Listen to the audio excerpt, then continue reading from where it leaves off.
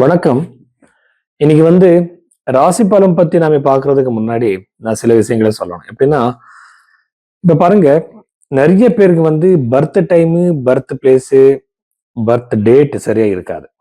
தப்பா இருக்கும். அந்த டைம்ல நம்ம ப்ரெடிக்ஷன்ஸ் தப்பாயிடலாம். அதுக்காக இந்த கைரேகையும் ஜாதகம் ரெண்டுமே நாம கம்பைன் பண்ணி பார்க்கணும். ஸோ இது எப்படி பார்க்கறது? ஜாதகம் மாதிரியே நம்ம கையிலே கூட ராசிகள் இருக்கு, கிரகங்கள் இருக்கு, இந்த லைன்ஸ் இருக்கு. இப்போ இந்த கைரேகையை பார்த்து ஜாதகம் எழுதுவாங்க. ஸோ அந்த மாதிரிலாம் இருக்கு. ரெண்டு விஷயம் ரெண்டு இடத்துலயும் கூட ஒரே மாதிரி ப்ரெடிக்ஷன் சொல்லணும். இப்போ திருமணம்னா இங்க ஜாதகத்திலேயே தசா பீரியட்ல நவாம்ச குண்டல இது கன்ஃபார்ம் ஆனதுக்கு அப்புறம் கைரேகையிலும் கூட அந்த சுக்கிர ரேகை, அந்த திருமண சம்பந்தப்பட்ட லைன்ஸ் எல்லாமே கரெக்டா அந்த ஏஜுக்கு டச் ஆகணும்.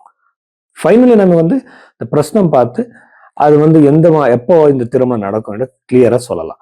அதனால நீங்க இந்த கைரேகையும் ஜாதகம் ரெண்டுமே கம்பைன் பண்ணி பார்க்கறதுக்காக பைரவி ஹாஸ்டல்ல நீங்க கன்சல்டேஷன் புக் பண்ணலாம். இங்க ப்ரெடிக்ஷன் எப்பவுமே ரொம்ப கிளியரா இருக்கும்.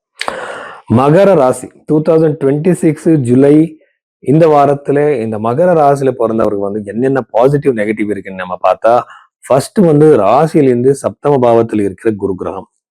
குரு கிரகம் என்ன? ஒரு சுப கிரகம் உச்ச ஸ்தானத்துல இருக்கும்போது திருமணம் கண்டிப்பா கொடுக்கும்.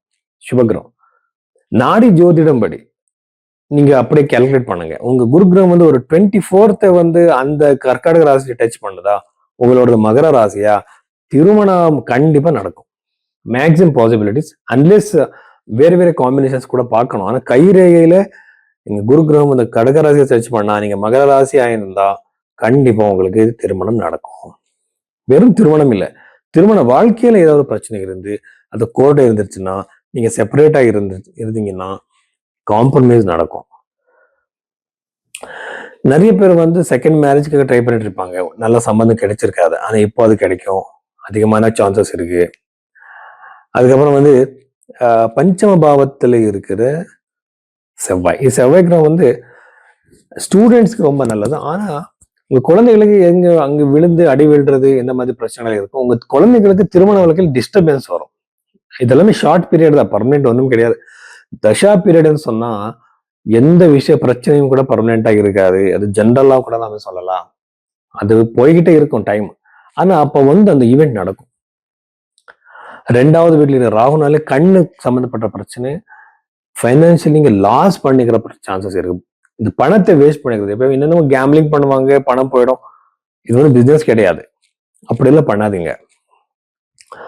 ஸோ சப்தம பாவத்தை சோசியல் மீடியால சக்சஸ், பார்ட்னர்ஷிப் பிசினஸ்ல சக்சஸ் கொடுக்கறது. அதுக்கப்புறம் இவங்களுக்கு ஏதாவது உடம்பு பிரச்சனை தீவிரமா இருந்தா அவருக்கு கூட ரொம்ப ப்ரோக்ரஸ் இருக்கும், பாசிட்டிவானது. இவ்வளவு விஷயங்கள் மகர ராசியில பிறந்தவருக்கு